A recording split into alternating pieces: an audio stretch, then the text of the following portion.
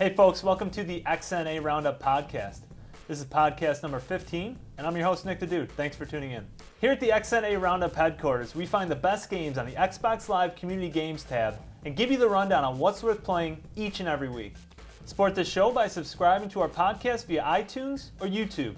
You can also link or embed our show on your blog, Twitter, or Facebook page. So before we get into this week's show, I have two exciting announcements. One is that our new iPhone show is live. It's called iPhone Roundup, and you can get it at youtube.com/iPhone Roundup. And you can also get it on the iTunes Music Store by searching iPhone Roundup. And also, I mentioned this on our Twitter feed, but we've got some awesome Xbox gear, but we need your help to figure out how to give it away.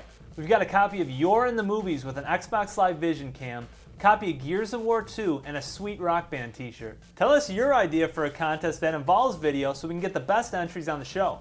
Alright, let's get back on track and talk about some games. This week we're doing another bite-sized special with looks at 6 different community titles.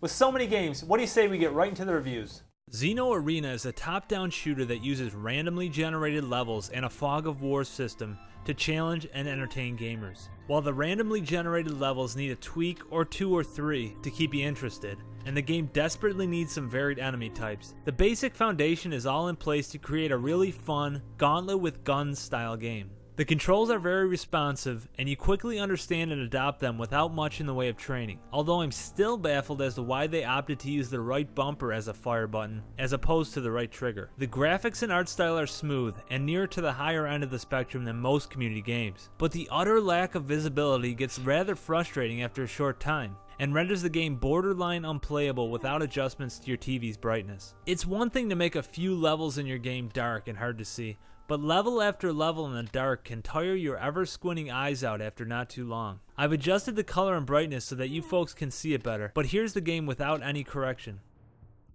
I'm excited to see if the developers can take what's already here, tweak, improve, and build on it, then release a sequel that can bring me back for some more Xeno splattering fun.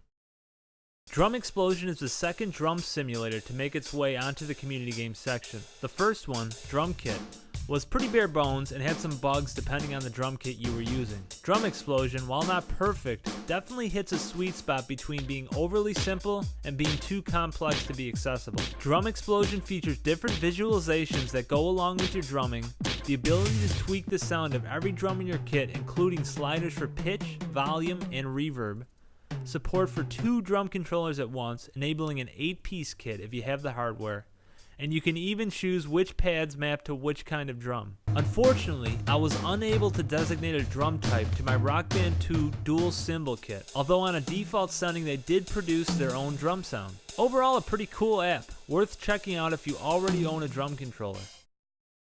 Zoom is a game about how fast you can drive. The road you're on is dead straight, but your car always seems to want to go off to one side of it. It's your job to keep it under control and achieve the fastest speed possible. There's a few different cars, each with different handling and speed ratings. No matter which car you pick, if you hit 800 miles per hour, you can hit either trigger for a speed boost that will disable your ability to steer. At this point, it's all about hanging in there as long as possible. Not the most complex game ever, but I had a good time seeing how fast I could go. My current high is around 5,000 miles per hour, and I would really love to see an online leaderboard to make things even more interesting.